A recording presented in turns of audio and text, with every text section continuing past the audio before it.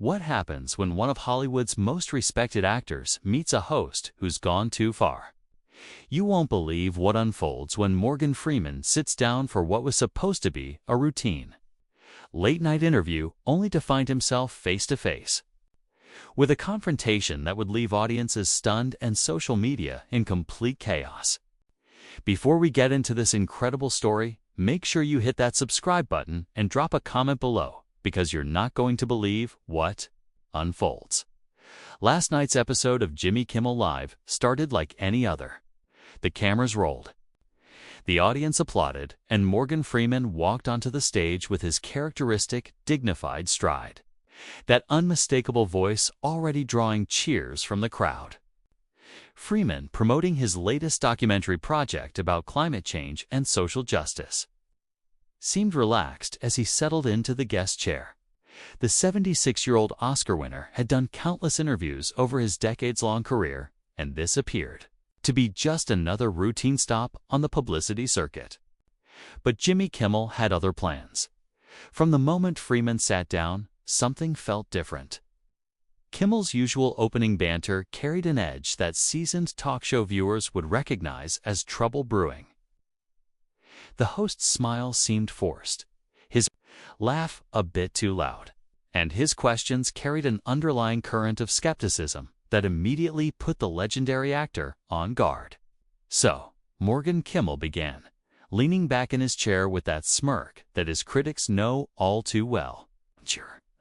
Here talking about climate change again. Tell me, how many private jets did you take to get here tonight? The audience laughed nervously, but Freeman's expression remained steady, though a flicker of surprise crossed his weathered features. Freeman maintained his composure, responding with his trademark calm authority. I actually drove here tonight, Jimmy, and I think the real question isn't how we travel, but whether we're willing to have honest conversations about the future we're leaving for our children. His response was measured, professional, but there was steel beneath the silk of his famous voice. Kimmel wasn't deterred. Right. But come on, Morgan. You live in a mansion that probably uses more electricity in a month than most families use in a year. Isn't there something a little hypocritical about lecturing regular people about their carbon footprint while you're living like that? The question hung in the air like smoke. Freeman's jaw tightened almost imperceptibly, and those in the front rows of the studio audience could see his hands clasped more tightly in his lap.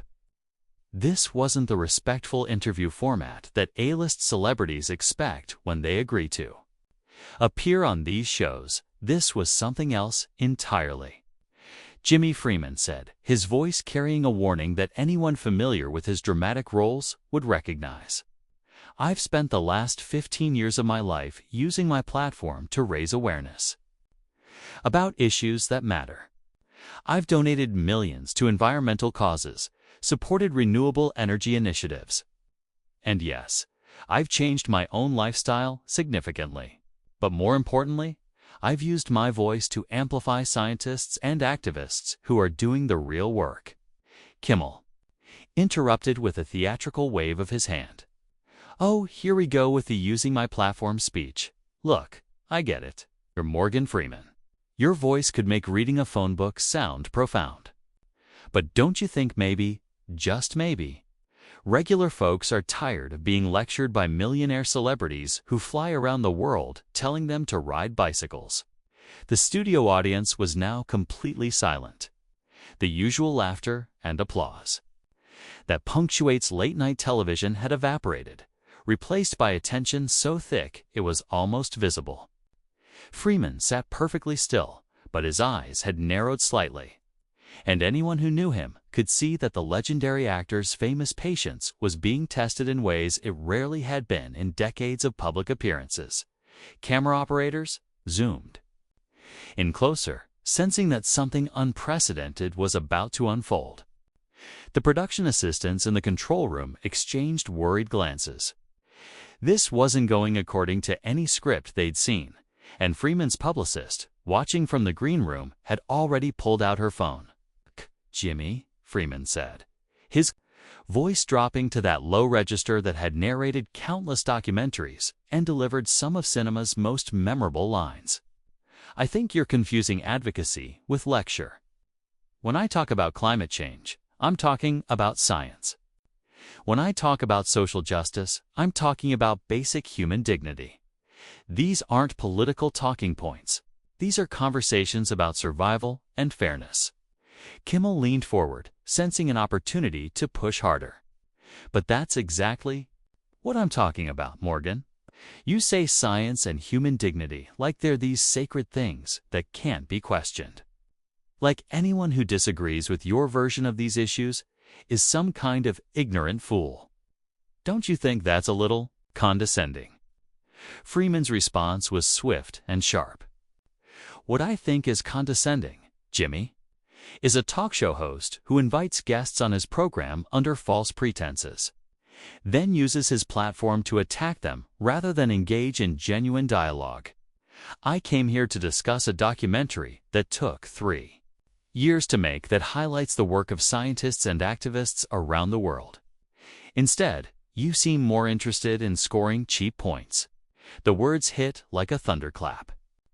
Kimmel's face flushed red, and his carefully maintained television persona began to crack.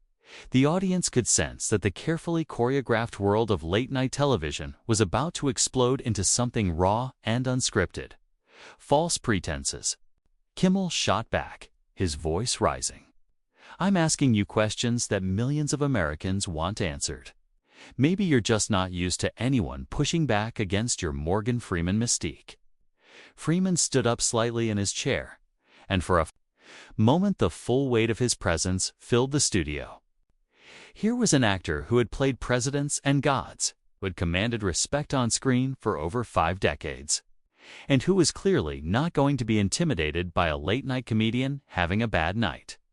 Freeman's voice carried a dangerous quiet that made everyone in the studio lean forward.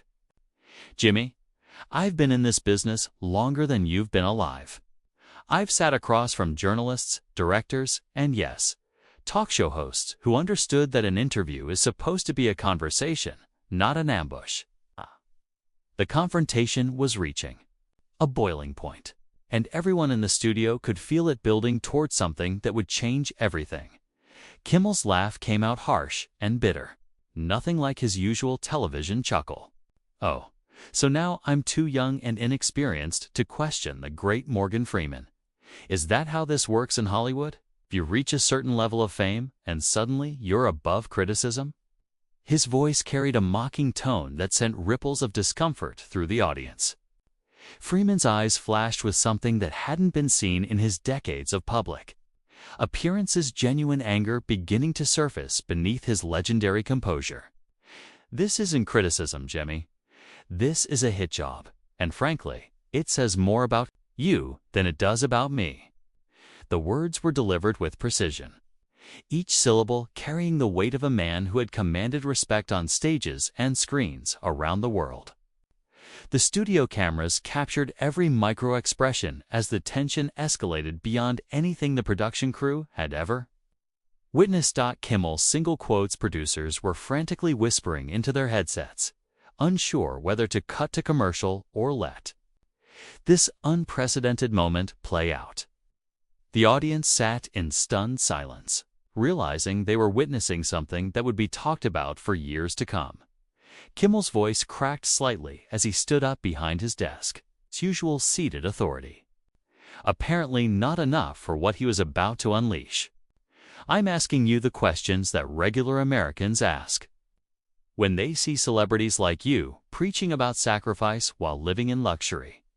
That's called journalism, Morgan. Maybe you've been surrounded by yes-men for so long you forgot what real questions sound like. Freeman slowly rose from his chair, and suddenly the dynamic in the studio shifted dramatically. At 6'2", the veteran actor towered over the seated audience, his presence filling the space in a way that reminded everyone why he had played authority figures and moral leaders throughout his career. When he spoke, his voice carried the full weight of his decades in the industry. Freeman's tone was dangerously quiet, the kind of quiet that precedes storms. Jimmy, a real question would be about the content of the documentary, about the scientists we interviewed, about the solutions being proposed by people far smarter than either of us. What you're doing is turning serious issues into a circus for your own entertainment.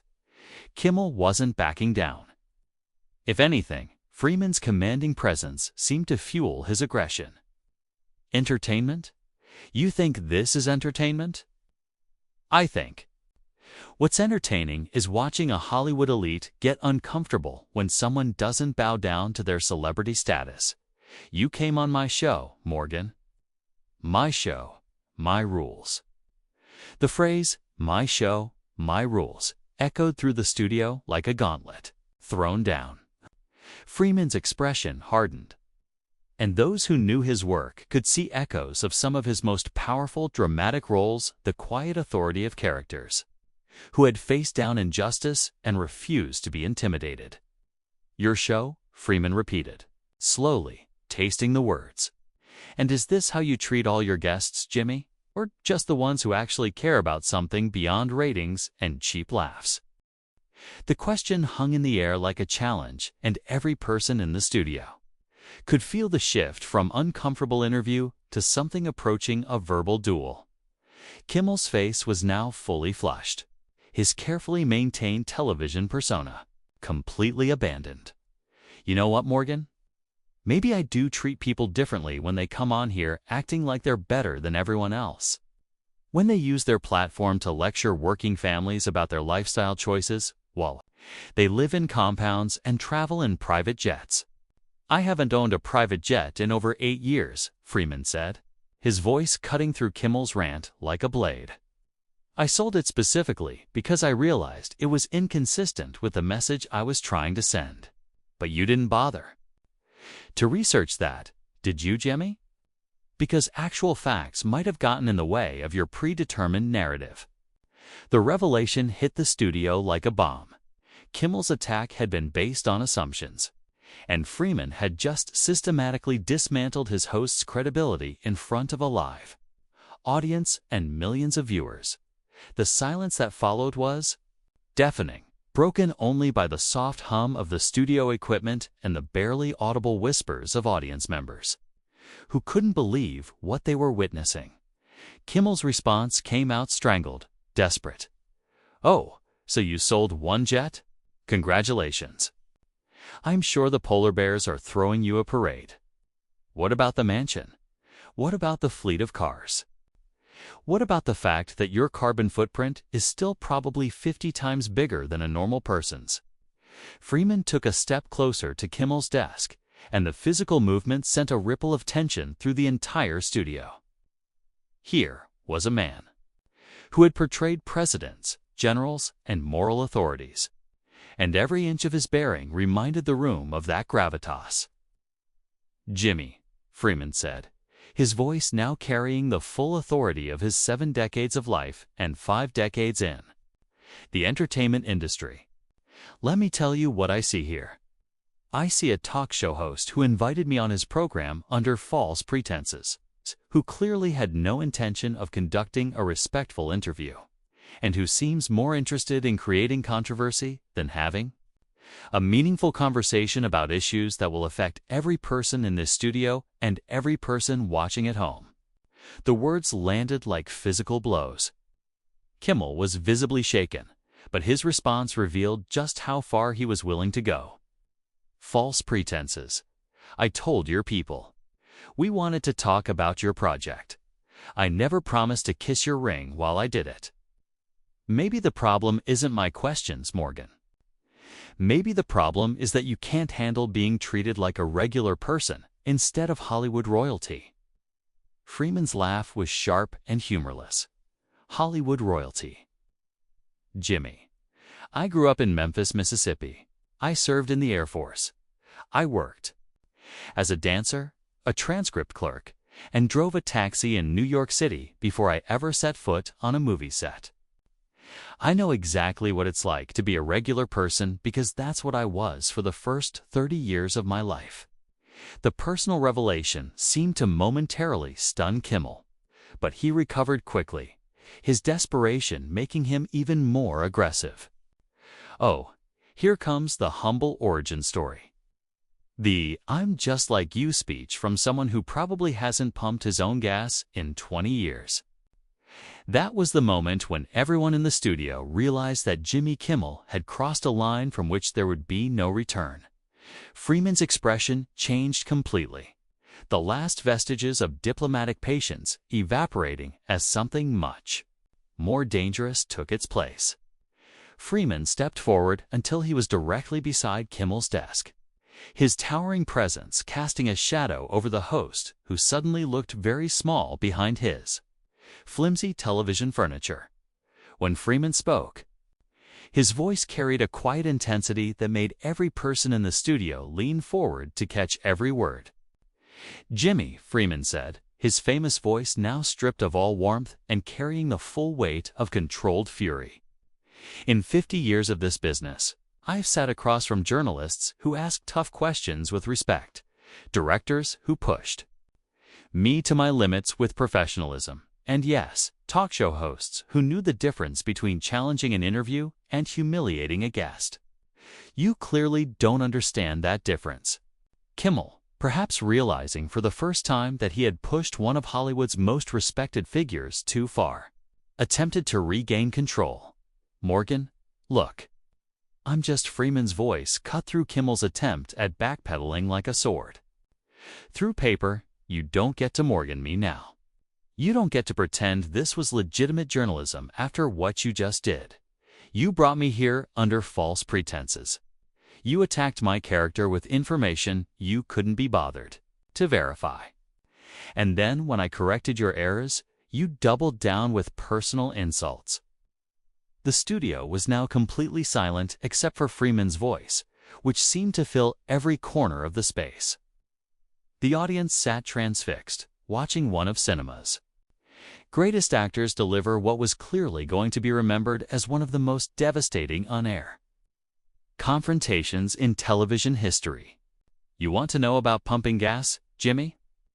Freeman continued, his voice rising slightly, but maintaining that terrifying control. "I pumped gas in Memphis when I was 16 years old to help support my family. I cleaned offices at night while taking acting classes during the day. I lived in a one-room apartment in New York City for 8 years before I got my first real break. But that doesn't fit your narrative, does it? It's easier to paint me as some out-of-touch elite than to acknowledge that maybe, just maybe, someone can succeed and still remember where they came from." Kimmel's face had gone from red to pale, and his usual quick wit seemed to have completely deserted him. He opened his mouth to respond, but Freeman wasn't finished. "You know what the real tragedy is here, Jimmy? I came on your show because I believed you genuinely wanted to discuss important issues.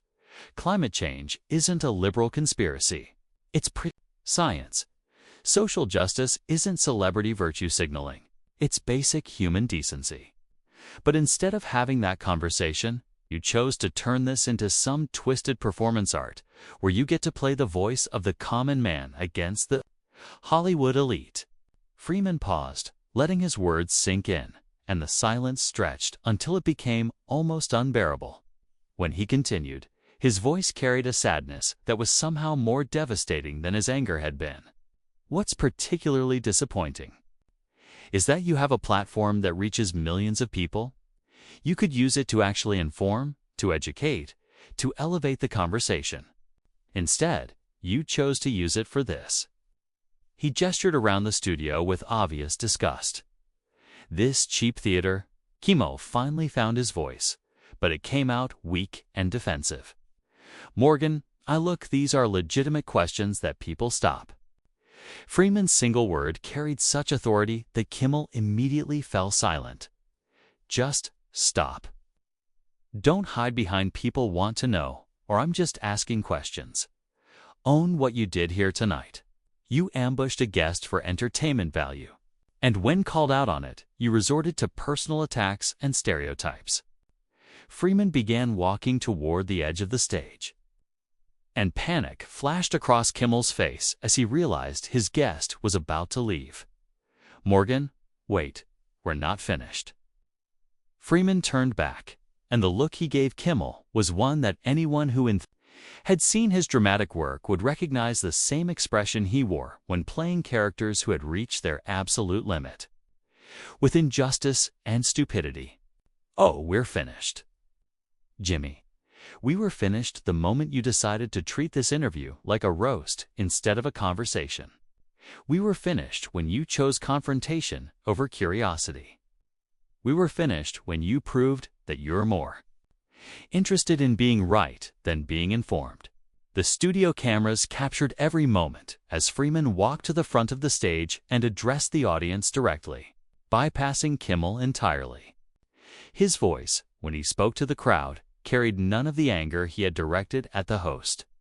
Instead, it held the warmth and dignity that had made him one of America's most beloved actors. "Ladies and gentlemen," Freeman said, his famous voice filling the studio, "I apologize that you had to witness this.